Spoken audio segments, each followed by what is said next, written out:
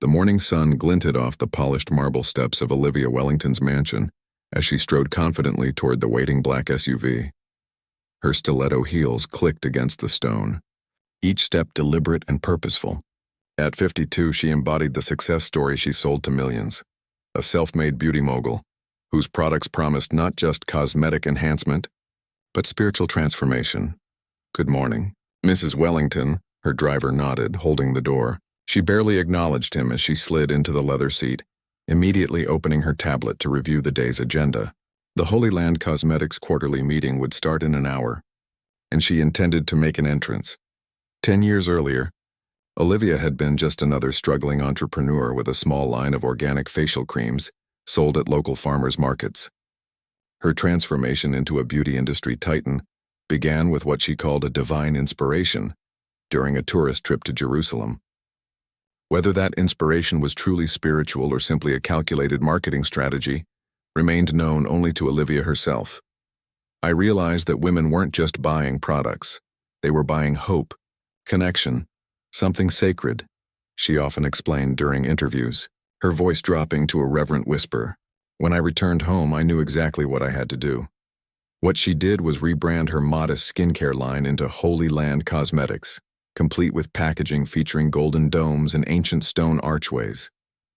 Each product came with a certificate of authenticity, claiming ingredients harvested from sacred soil and blessed by traditional methods passed down through generations. The reality, as her earliest employees suspected but never confirmed, was considerably less divine. The workshop behind Olivia's suburban home processed the same ingredients as before, but now with exotic-sounding names and significantly higher price tags. The SUV pulled up to the gleaming Holy Land Cosmetics headquarters, a modern 6-story building with a facade designed to evoke Middle Eastern architecture. The company logo, an abstract olive branch forming a halo, dominated the entrance. As Olivia walked through the doors, employees straightened in their chairs and plastered on smiles that didn't quite reach their eyes. "Morning, everyone," she announced to the reception area, not bothering to make eye contact with any individual staff member. "Tell Zhao I need the quarterly reports redone. The presentation format is all wrong." Behind her back, the receptionist exchanged a knowing glance with the security guard. This was the third time this week that Olivia had demanded the finance director redo his work. In the executive elevator, accessible only with her personal key card, Olivia checked her reflection in the mirrored wall. Her own products covered her face: the Dead Sea Revival Foundation, Bethlehem Glow Highlighter, and Sacred Oils Lipstick in Burning Bush Red. The irony that she personally preferred French skincare for her actual nighttime routine was just another secret in a business built on carefully constructed illusions. The elevator opened directly into her office suite, where her assistant Tanner waited with a green smoothie and a stack of magazines featuring recent press coverage. "The team is assembled in the conference room," Tanner said, falling into step beside her. "And the Good Morning Chicago producers confirmed your segment next Wednesday. They want to focus on the new Stones of Faith collection." "Perfect," Olivia nodded. "Make sure they know I need at least 8 minutes, not the 5 they initially offered.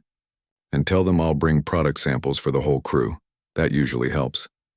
As she swept into the conference room, 20 executives rose to their feet. The wall of windows offered a panoramic view of the city, strategically positioning Olivia with the skyline at her back whenever she took her place at the head of the table.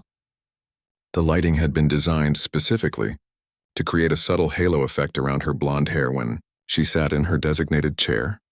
"Revenue is up 17% from last quarter," she began without preamble, "but I expected 20.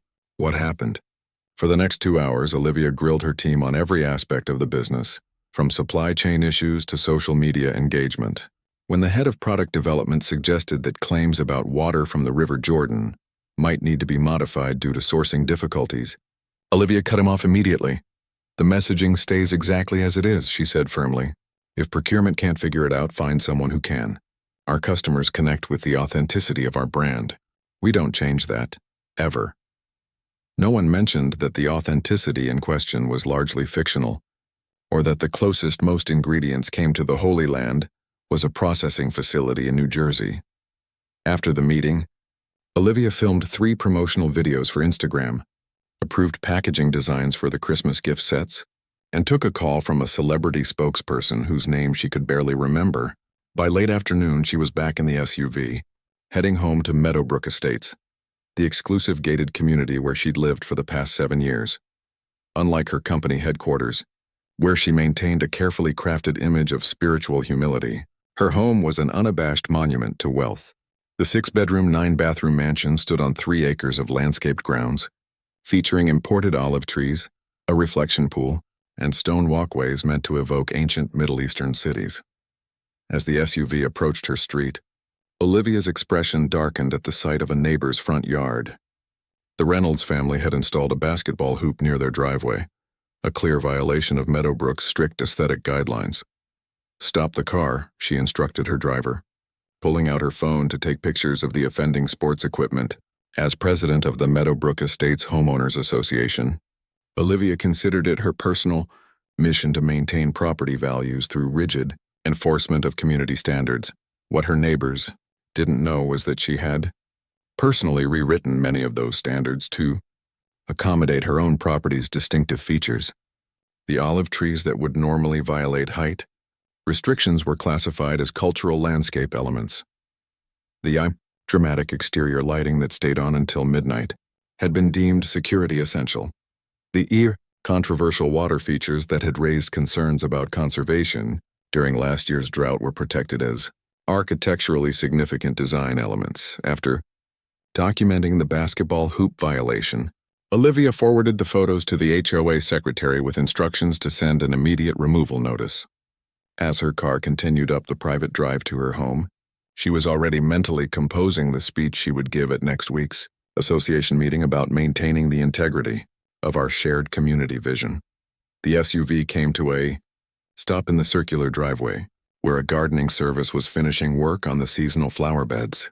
Olivia frowned slightly at their truck, which was visible from the street, another violation she would selectively ignore since it benefited her property. Inside the marble-floored entryway, she kicked off her shoes and headed straight to her home office.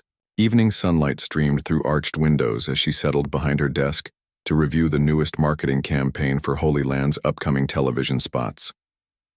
On her computer screen, beautiful models with radiant skin applied creams and serums while standing before green-screened backgrounds of ancient ruins and sacred sites.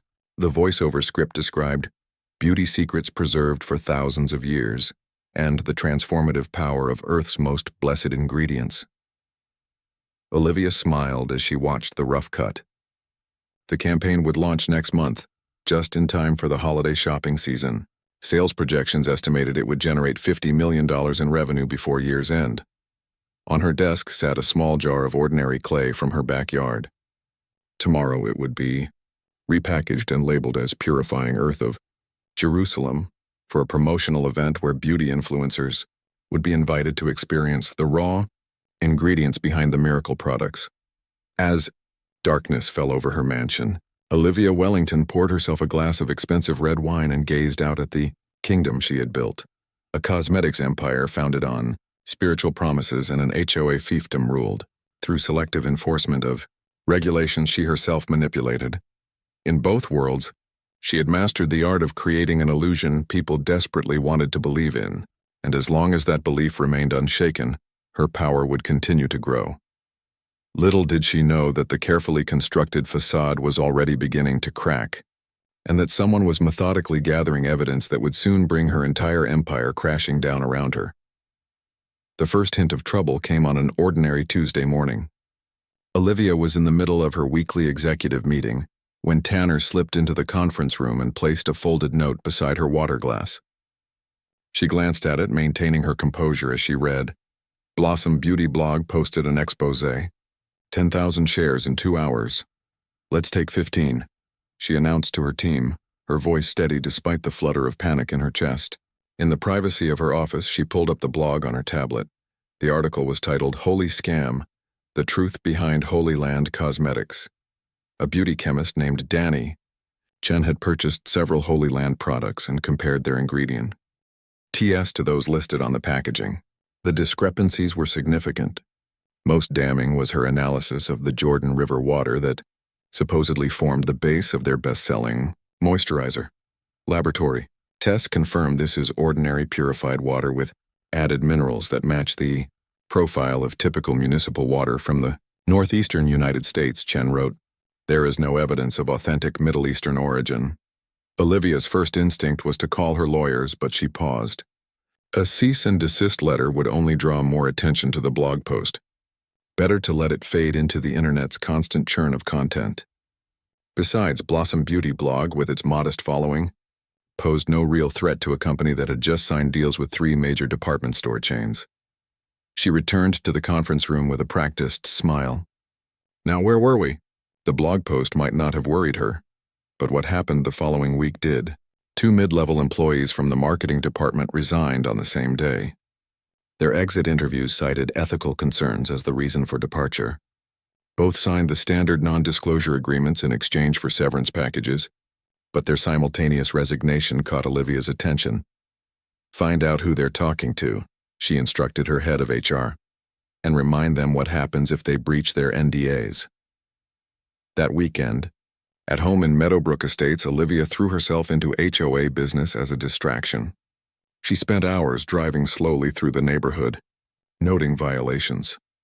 A mailbox painted the wrong shade of black, holiday lights still hanging in February, an unauthorized bird feeder visible from the street, her clipboard filled with infractions that would be presented at Monday's association meeting.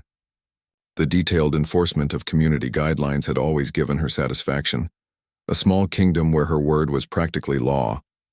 But even here, cracks were beginning to show. The Reynolds family had not removed their basketball hoop despite 3 violation notices.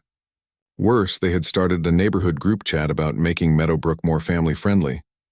Olivia had learned about the chat only when her landscaper, who also worked for several other homes in the community, mentioned it casually. The HOA meeting that Monday evening was unusually tense. Attendance had doubled from the previous month. When Olivia opened the floor for new business, expecting the usual silence, a hand went up immediately. I'd like to discuss the approval process for home improvements, said Drew Reynolds, standing confidently at the back of the room. Several families feel the current system is inconsistent. Murmurs of agreement rippled through the crowd. Reynolds continued. For instance, many of us have had pergola requests denied, yet Mrs. Wellington's pergola was approved within a week. My pergola is a recognized cultural structure with historical significance, Olivia replied coolly. The guidelines make exceptions for architectural elements that enhance community prestige, and that exception was added to the guidelines after your pergola was built, another neighbor pointed out. By the end of the meeting, a committee had been formed to review and modernize the HOA guidelines. Olivia managed to place 2 of her allies on the committee, but she was outnumbered. For the first time in 7 years, her control over Meadowbrook was being challenged. The next morning brought more unwelcome news. A former Holy Land employee had spoken anonymously to a trade publication, claiming that the company's blessing ceremony for products was nothing more than a warehouse worker waving his hand over boxes while reading a script in broken Hebrew, a language none of the staff actually understood. Olivia summoned her executive team for an emergency meeting. Find out who talked, she demanded, and get our publicist to release a statement about our authentic production processes. Schedule a factory tour for select beauty editors, the friendly ones, and make sure the blessing room is enhanced before they arrive. The statement was released that afternoon, accompanied by professionally shot photos of workers in white lab coats carefully measuring rare oils and sacred clays. A video showed a bearded man in traditional Middle Eastern clothing performing a solemn ceremony over products before they were packaged. What the video didn't show was that the traditional clothing had come from a costume shop, and the bearded man was actually the company's IT director, who had been promised a bonus for his performance. For a few weeks, the strategy seemed to work. Sales remained steady, and the trade publication story gained little traction. Olivia began sleeping better again, convinced that her empire would weather this small storm as it had others in the past. Then came the letter from the Federal Trade Commission. It arrived without warning, requesting documentation to support Holy Land's claims about ingredient sourcing and authenticity. The company had 15 business days to provide evidence that its products contained the materials advertised on their packaging. This is a routine inquiry, Olivia assured her legal team, though her white-knuckled grip on her desk betrayed her concern. Every successful company faces regulatory scrutiny eventually. Prepare the documentation we have and fill in the gaps creatively. The legal department worked around the clock, producing a thick binder of certificates, shipping manifests, and supplier agreements. Some were legitimate, others had been carefully altered, and a few were created entirely from scratch. The response was submitted to the FTC just before the deadline. Meanwhile, in Meadowbrook Estates, the committee to revise HOA guidelines had made their first recommendation, an independent audit of the association's finances for the past 5 years. This is completely unnecessary, Olivia objected during a particularly heated meeting. Our treasurer provides quarterly reports that any member can review. The treasurer is your former brother-in-law, pointed out a committee member. And the reports lack detailed breakdowns of expenditures. The vote was 14-3 in favor of the audit. Olivia's protests were noted in the minutes but had no effect on the outcome. That night, alone in her home office, she poured herself a double scotch and pulled up the HOA financial records on her computer. Certain expenditures would be difficult to explain. The community security system that only covered the approach to her home, the water conservation project that had primarily benefited her extensive gardens, the architectural consultation that had coincidentally occurred just before her controversial home expansion. As she scrolled through years of financial manipulation, her phone chimed with an email notification. The subject line made her stomach lurch. Holy Land Cosmetics, request for comment. The message was from a producer at Morning America Now, the popular daytime show where Olivia was scheduled to appear the following month to launch her new Sacred Stones collection. The producer explained that they had received concerning information about the authenticity of Holy Land products and wanted to give Olivia an opportunity to address these concerns during her segment. We believe in fair journalism, the email concluded, and want to ensure you have the chance to respond to these allegations directly. Olivia's hand shook as she reached for her scotch. They weren't canceling her appearance. That might have been easier to handle. They were setting her up for a public confrontation. The concerning information could have come from anywhere. The beauty blogger, the former employees, the anonymous source who spoke to the trade publication, or someone else entirely who had discovered her deception. Her mind raced through options. Canceling the appearance would look suspicious. Going on the show unprepared would be disastrous. She needed to know exactly what they had on her before she could craft a response. Tanner, she barked into her phone, I need you at my house now, and get the head of PR and legal here too. As she waited for her crisis team to arrive, Olivia stared out at the carefully manicured garden that had cost the HOA thousands in community beautification funds. The empire she had built, both her company and her standing in Meadowbrook, had always rested on a foundation of half-truths and manipulation. For years, she had maintained the facade through sheer force of will and strategic intimidation. But now, with threats coming from multiple directions, the cracks in that facade were widening into chasms that even she might not be able to repair. In her bathroom cabinet, behind the public display of Holy Land products, sat the French skincare she actually used. A small daily hypocrisy that suddenly seemed to represent everything wrong with the life she had constructed. The doorbell rang. Tanner had arrived, his face grave. Behind him stood the company's head of public relations and their chief legal counsel. None of them smiled as they entered, and Olivia knew they had all seen the email from Morning America Now. The walls were closing in. For the first time since she had launched Holy Land Cosmetics, Olivia Wellington felt real fear about what tomorrow might bring. Rain drummed against the windows of the Rosewood Hotel bar as Leo Chen nursed his second whiskey, checking his watch for the third time in 5 minutes. The source was late. As the lead investigative reporter for the City Observer, Leo had built his career on exposés of corporate misdeeds, but this story might be his biggest yet. The manila envelope that had arrived at his desk last week contained shipping manifests, lab reports, and internal memos from Holy Land Cosmetics, documents suggesting that the company's claims about ingredient sourcing were fabricated. The anonymous note attached read simply, "She's built an empire on lies. Here's proof." Leo had spent 7 days verifying the documents, cross-referencing details, and building a timeline. Everything checked out.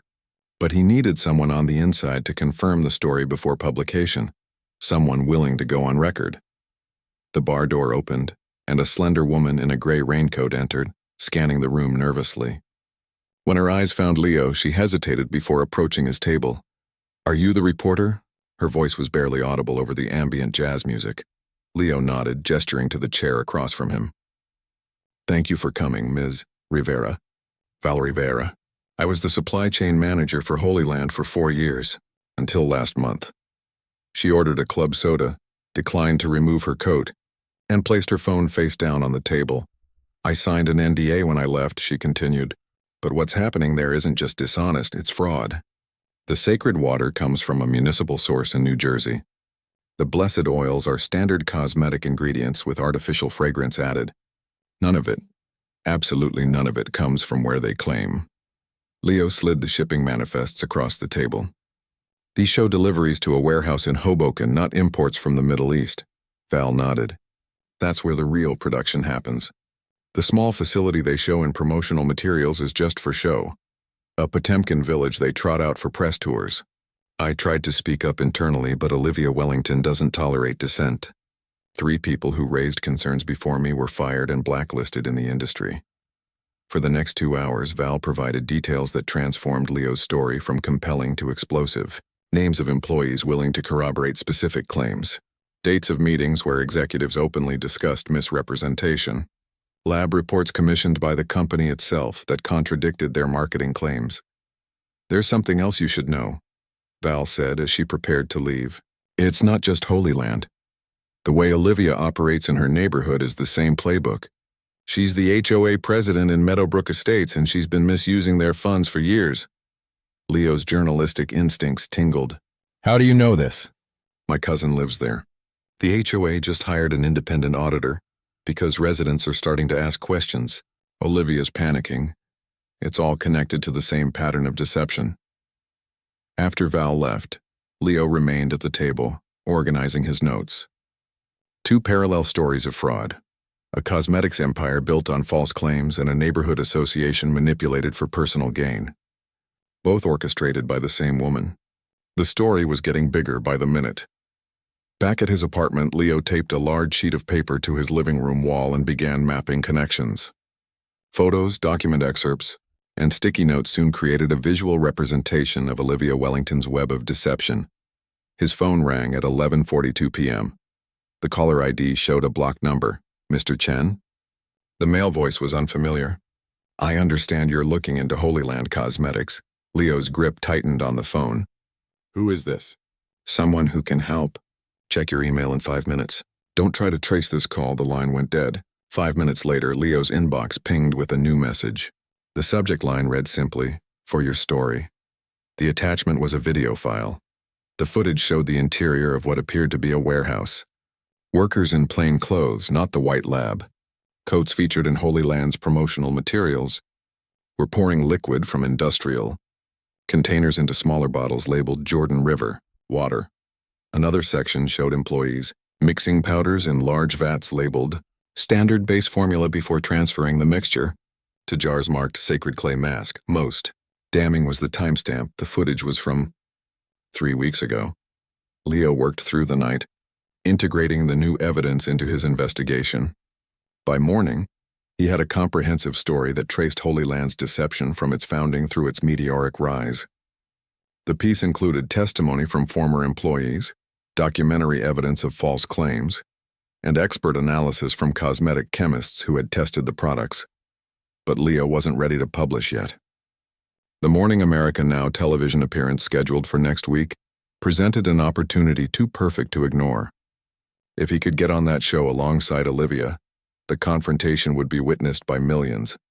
He called his contact at the network, a producer he'd worked with on previous stories. "Raj, I need a favor. A big one." 2 days later, Leo sat across from a nervous Tanner in a different hotel bar. "She'll destroy me if she finds out I'm talking to you," Olivia's assistant said, constantly glancing toward the door. "But I can't keep doing this. The lying, the threats to vendors, the way she treats people, it's too much." Tanner slid a flash drive across the table. "These are emails from Olivia to our manufacturing partners. She explicitly instructs them to mislabel ingredients and falsify certificates of authenticity. She knows exactly what she's doing. Are you willing to go on record? Leo asked. Tanner hesitated, then nodded slowly.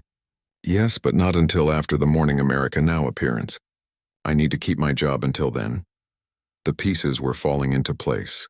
Leo had documents, video evidence, and multiple sources willing to speak on record. But he still needed one final element: proof of the connection between Holy Land's corporate fraud and Olivia's misuse of HOA funds. The break came from an unexpected source. Drew Reynolds, the neighbor who had challenged Olivia at the Meadowbrook Estates HOA meeting, reached out through Leo's newspaper tip line. The audit results came in, Drew explained when they met at a coffee shop near the Meadowbrook community. It's worse than we thought. He handed over a copy of the auditor's preliminary report. The findings were unambiguous. Over $247,000 in HOA funds had been misappropriated over the past 5 years. Landscaping services billed to the community had been performed exclusively on Olivia's property. Security cameras paid for by residents monitored only the approaches to her home. A community gazebo project that cost $42,000 had somehow resulted in a private meditation pavilion in Olivia's backyard. The auditor found emails where Olivia directed the treasurer to code these expenses as community improvements, Drew explained. The board is meeting next week to discuss potential legal action. Leo carefully photographed every page of the report. Would you be willing to discuss this on camera? Drew nodded. Most of us would. We're tired of being manipulated and intimidated. She's treated Meadowbrook like her personal kingdom for too long. Armed with comprehensive evidence of both frauds, Leo contacted the Morning America Now producer again. I need you to keep my involvement completely secret, he explained. If Olivia Wellington gets any hint that this is coming, she'll cancel her appearance. The producer agreed. The segment would be promoted as a standard product launch feature. Olivia would have no reason to suspect anything until the cameras were rolling, and it was too late to back out. 3 days before the scheduled appearance, Leo received a call from an attorney representing Holy Land Cosmetics. Mr. Chen, it has come to our attention that you may be preparing a story about our client that contains false and defamatory claims. The lawyer began with practiced smoothness. We want to remind you that publishing unsubstantiated allegations could result in significant legal consequences. All of my information is documented and verified by multiple sources, Leo replied calmly. But I'd be happy to include any statement your client wishes to provide. This is simply a courtesy call to let you know that we will vigorously defend our client's reputation, the lawyer continued. Ms. Wellington has built a respected brand that has helped millions of women feel more beautiful. Has she built it honestly? Leo asked. The brief silence before the lawyer responded told Leo everything he needed to know. We look forward to reading your piece, Mr. Chen. We hope it will be fair and accurate. The night before the Morning America Now appearance, Leo barely slept. He reviewed his notes one final time, rehearsed potential questions, and prepared for various ways Olivia might try to deflect or deny the allegations. At 5:30 a.m., he arrived at the television studio through a service entrance as arranged with the producer. He was escorted to a small waiting room where he would remain until called to the set.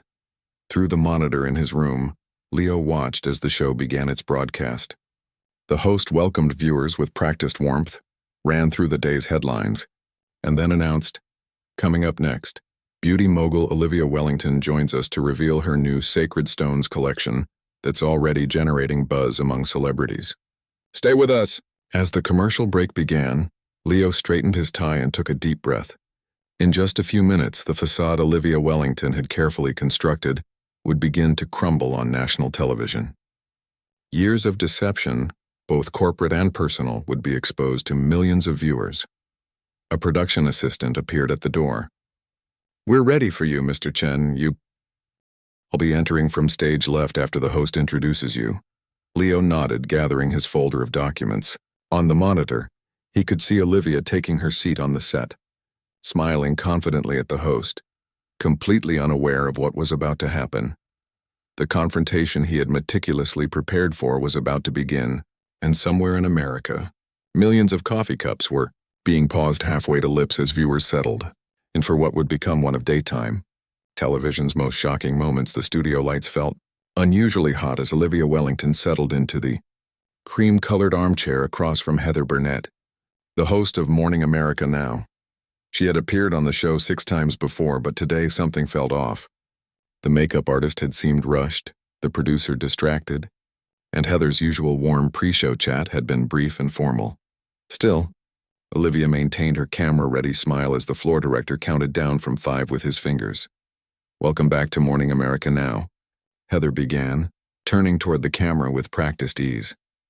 "We're joined by beauty entrepreneur Olivia Wellington, founder and CEO of Holy Land Cosmetics, here to tell us about her exciting new Sacred Stones collection." Heather turned to Olivia. "You've built an incredible brand over the past decade. For viewers just learning about Holy Land, what makes your products special?" This was familiar territory. Olivia leaned forward slightly, her voice dropping to what her media coach called her authentic register. "What makes us different is right in our name, Heather. Every Holy Land product contains ingredients sourced directly from sacred locations across the Middle East. Our new Sacred Stones line features crushed gemstones collected from historical mountains mentioned in ancient texts. These stones carry energy and history that modern women can now incorporate into their beauty routines." She reached for the product display that had been arranged on the table between them. "This highlighter, for example, contains particles of rose quartz gathered from—" "I'm sorry to interrupt," Heather said, her tone shifting subtly. "But we have another guest joining us today who has some questions about your sourcing claims. Leo Chen is an investigative journalist who's been looking into Holy Land Cosmetics." Olivia's smile froze as her stomach dropped. This wasn't part of the segment plan they had discussed. Before she could object, a man in a charcoal suit walked onto the set from stage left. The camera swung to capture his entrance. "Ms. Wellington?" Leo nodded as he took the seat that a production assistant had quickly placed to Heather's right. "What is this?" Olivia asked, struggling to keep her voice steady. She glanced toward the wings where Tanner stood, but her assistant avoided eye contact. Heather maintained her professional demeanor. "Mr. Chen has been investigating claims made by Holy Land Cosmetics. We believe our viewers deserve to hear both perspectives. This is an opportunity for you to address his findings directly." The cameras were rolling. Millions of viewers were watching. Walking off now would be an admission of guilt. Olivia's mind raced as she calculated her options. "I'm happy to answer questions about our products," she said, forcing confidence into her voice. "Holy Land has nothing to hide." Leo opened a folder he had brought with him. "Ms. Wellington, your company claims that your best-selling moisturizer contains water from the Jordan River, is that correct?" "Yes, that's right." "Then can you explain these shipping records?" Leo placed a document on the table between them. The camera zoomed in to show a manifest from a water processing facility in New Jersey. "According to your company's own records, the water in your products is processed and bottled entirely in the United States." Olivia didn't look at the document. "We import the base ingredients and process them domestically. That's standard practice in the cosmetics industry."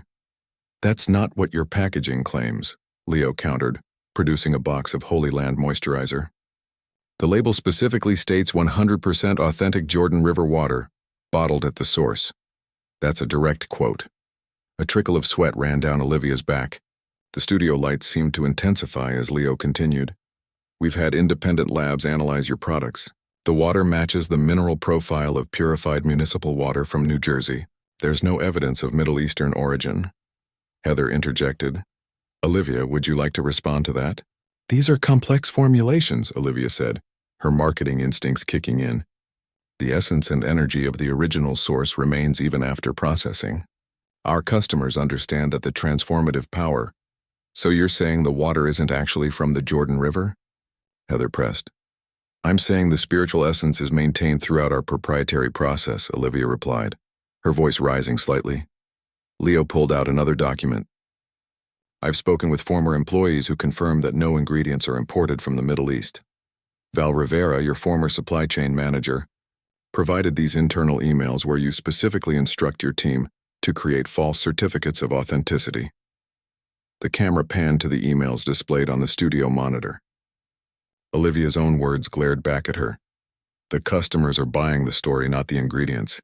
Make the paperwork match the marketing." "Those emails are taken out of context," Olivia said quickly. and any former employee who shared internal communications violated their non-disclosure agreement. Are you saying you didn't write these emails? Leo asked. Olivia's hesitation was brief but noticeable. I'm saying that selective excerpts don't represent our overall business practices. Leo was ready with his next piece of evidence. We have obtained video footage from inside your actual production facility in Hoboken. He nodded to someone off camera, and the studio monitor displayed the warehouse.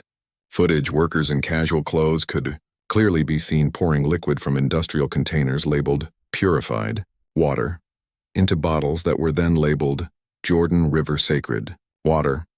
This footage was taken 3 weeks ago, Leo noted. Can you explain what we're seeing here? Olivia's composure began to crack. Where did you get that? That's private property. The footage was provided by a current employee concerned about consumer fraud, Leo explained. Ms. Wellington, your entire brand is built on claims that your products contain ingredients from sacred sites, but our investigation found no evidence of any imported ingredients. The blessed oils, the sacred clay, the holy water, it's all standard cosmetic ingredients relabeled to justify premium prices. The camera caught Olivia's expression hardening. She abandoned her media-trained smile. This is a hit job, she snapped. You've clearly come here with an agenda and selective evidence. Holy Land Cosmetics has millions of satisfied customers who can attest to the quality of our products. Quality isn't the issue, Leo replied calmly. Truth in advertising is, you charge premium prices based on claims about sacred sourcing that our investigation proves are false. Heather turned to face Olivia directly. Your company's website states that each product undergoes a blessing ceremony performed by local spiritual leaders. Former employees tell us this ceremony consists of warehouse workers waving their hands over boxes while reading from a script none of them understand. Is that accurate? Olivia's face flushed. The carefully constructed facade was crumbling on national television, and she knew it. She reached for her water glass, but her hand trembled visibly. Our blessing process is proprietary, she managed. Like your sacred stones? Leo asked, reaching into his folder again. He produced a small jar labeled crushed Holy Land quartz alongside a geological analysis. This sample from your new collection was analyzed by geologists at the University of Michigan. They identified it as common quartz of the type found throughout North America. There's no evidence it came from the Middle East. Olivia's eyes darted to the wings again, looking for Tanner, for her publicist, for anyone who might rescue her from this ambush. Instead, she saw her assistant nodding slightly as Leo spoke. The betrayal hit her like a physical blow. Tanner put you up to this, she said, momentarily forgetting the cameras. He's been working against me. Heather, ever the professional, tried to redirect. Let's focus on the allegations about your products, Olivia. These are serious claims about consumer fraud. This isn't just about Holy Land Cosmetics, Leo continued. It's about a pattern of deception.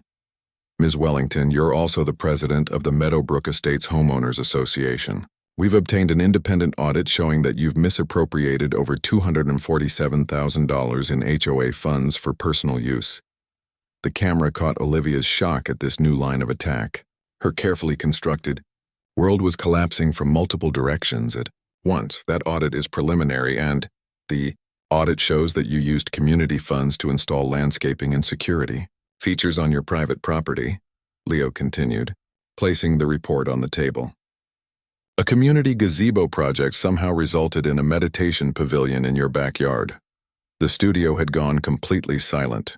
Even the crew members, typically busy with their tasks during filming, stood frozen, watching the unfolding drama. Those projects benefit the entire community, Olivia insisted, but her voice had lost its authoritative edge. Several Meadowbrook residents have provided statements contradicting that claim, Leo replied. Drew Reynolds and 6 other homeowners have signed affidavits stating that they've never been allowed to use these supposedly community features on your property. Heather turned to the camera. We reached out to the Meadowbrook Estates HOA board for comment. Their statement reads, We are disturbed by the auditor's preliminary findings and are considering appropriate legal action regarding the misuse of association funds. The floor seemed to tilt beneath Olivia. Her empire, both corporate and personal, was disintegrating on live television. Millions were watching her exposure in real time. Anger, panic, and desperation collided in her expression. This interview is over, she declared. reaching to remove her microphone. "Ms. Wellington," Heather said quickly, "the FTC has confirmed to us that they've opened an investigation into Holy Land Cosmetics based on consumer complaints about false advertising. Would you like to comment on that?" Olivia froze, microphone half detached. "What investigation?" Leo produced one final document, a letter on official Federal Trade Commission letterhead.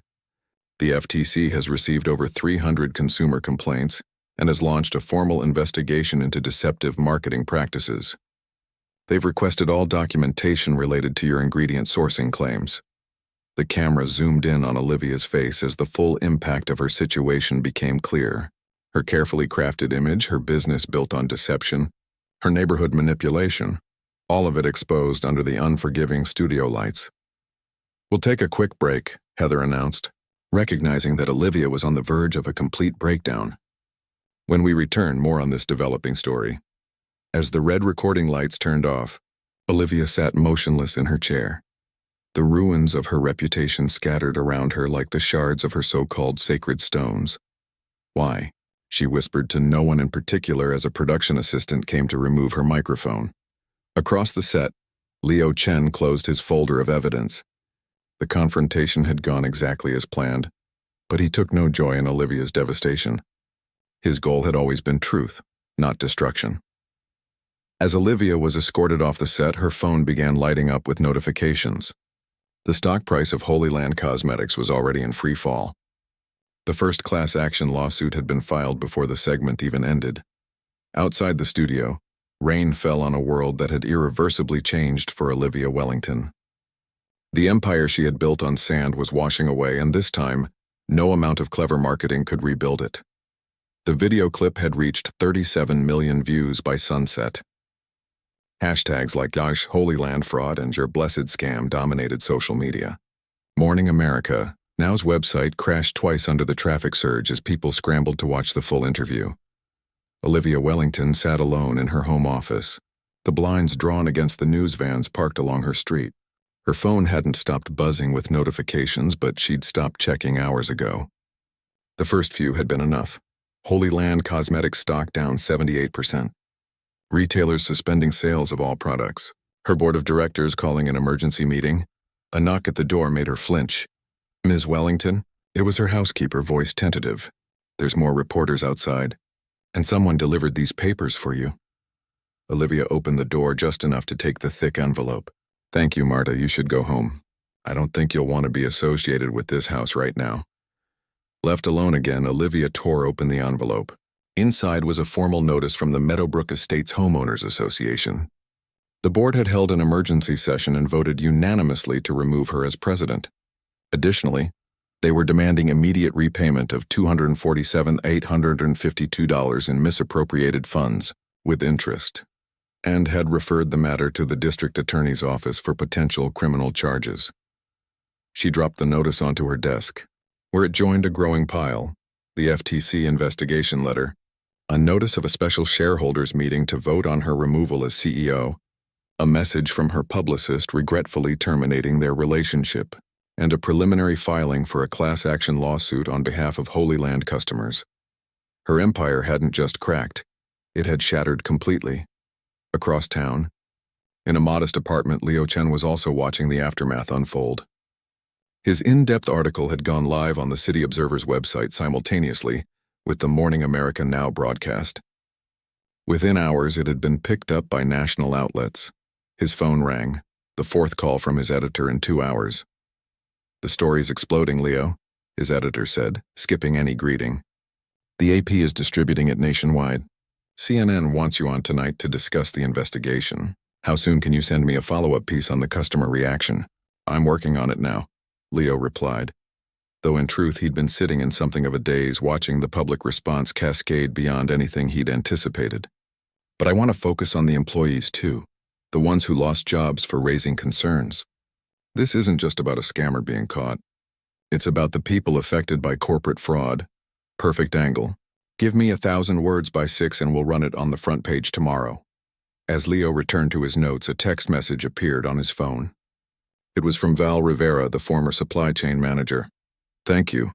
Some of us had been trying to expose this for years. Justice finally feels possible. Meanwhile, at the headquarters of Holy Land Cosmetics, chaos reigned. Employees huddled around monitors watching replays of their boss's public downfall. In the executive suite, the board of directors had convened an emergency session. The company's market value has decreased by nearly $300 million since this morning, the CFO reported grimly. Major retailers are pulling our products from shelves. We've received cancellation notices from 3 celebrity endorsers so far. The general counsel looked even more concerned. We're facing multiple class action lawsuits from consumers.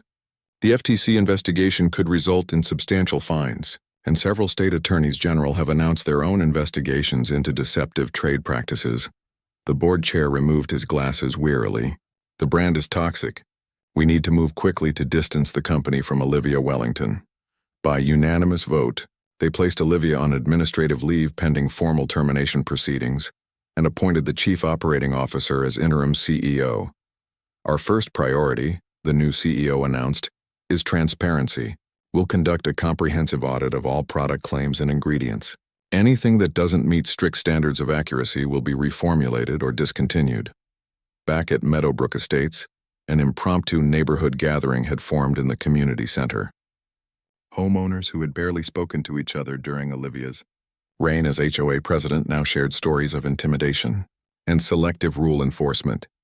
She fined me $500 for having flower boxes that were non-conforming, one resident recalled, while her entire Mediterranean garden violated at least 6 guidelines she enforced on everyone else. Drew Reynolds, who had helped expose the financial misdeeds, addressed the crowded room. The audit shows we'll be able to recover most of the misappropriated funds. I propose we use that money for actual community improvements, things we all can enjoy. A spontaneous round of applause followed. For the first time in years, the residents of Meadowbrook Estates felt ownership of their community. That evening, a locksmith arrived at the HOA office to change the locks. Inside, they found file cabinets emptied, with shredded papers overflowing the trash bins. But Olivia's hasty destruction had come too late.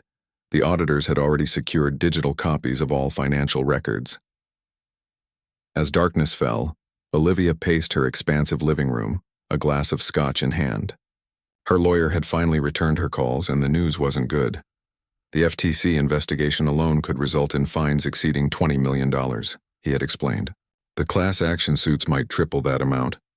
And if the DA pursues criminal charges for the HOA fund misappropriation, he hadn't needed to finish the sentence. Olivia understood what prison would mean for someone like her. On her television, muted but still visible, financial news showed Holy Land Cosmetics stock continuing its free fall in after-hours trading. The ticker at the bottom of the screen scrolled with updates about major retailers removing products from shelves, pending investigation of fraudulent claims. Her doorbell rang, the sound jarring in the quiet house. Through the security camera, she saw Tanner standing on her doorstep. Her former assistant, her betrayer, had come alone. Against her better judgment, Olivia opened the door. "What do you want?" she asked coldly. Tanner looked different, shoulders straighter, eyes direct. "I came to return this." He held out a small key. "To the office." "I won't be coming back." Olivia took the key mechanically.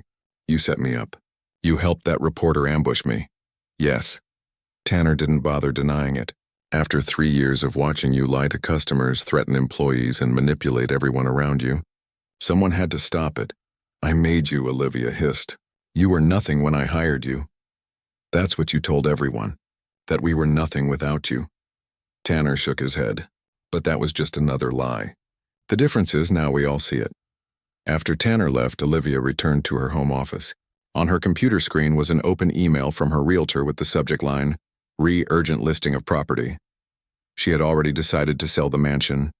Meadowbrook Estates had become hostile territory, and between legal fees and potential settlements, she would soon need the liquidity. The realtor had suggested an asking price well below market value for a quick sale, noting that given the current publicity, discretion and speed are advisable. Olivia began typing her response, authorizing the listing when her attention was caught by a notification. Someone had tagged her in a social media post. Against her better judgment, she clicked it. It was a video from a beauty influencer who had once been Holy Land's most enthusiastic promoter. The young woman was removing every Holy Land product from her vanity, tossing each into a trash bin while delivering a scathing commentary on corporate ethics and consumer trust. Blessed ingredients? The influencer said sarcastically. The only thing holy about these products was how they holily emptied our wallets. The video had already been viewed 2 million times. Olivia closed her laptop with a snap. Outside, another news van pulled up to join those already stationed along her street. A drone buzzed overhead, likely capturing aerial footage of the mansion she'd maintained with misappropriated HOA funds. The doorbell rang again. This time, the security camera showed a woman in a business suit holding a document folder. Olivia Wellington? The woman called toward the door. I have legal papers to serve you regarding the class action lawsuit Phillips versus Holy Land Cosmetics. Olivia didn't answer. Instead, she walked to her bedroom and began pulling clothes from her closet. 2 suitcases lay open on her bed, already half filled. Her passport and emergency cash were in her purse.